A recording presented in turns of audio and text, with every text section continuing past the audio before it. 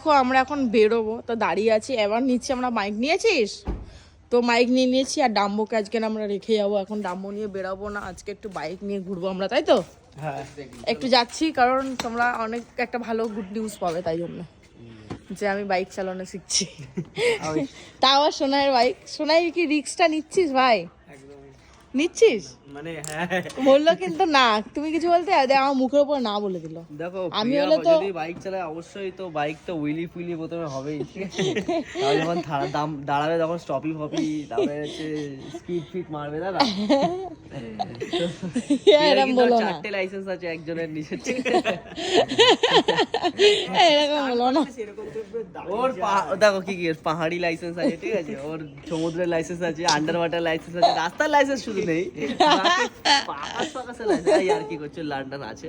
তো ওই জন্যই ও শিখতে চাইছে, দেখা যাক কতদূর কি হয়, যা হবে তোমাদের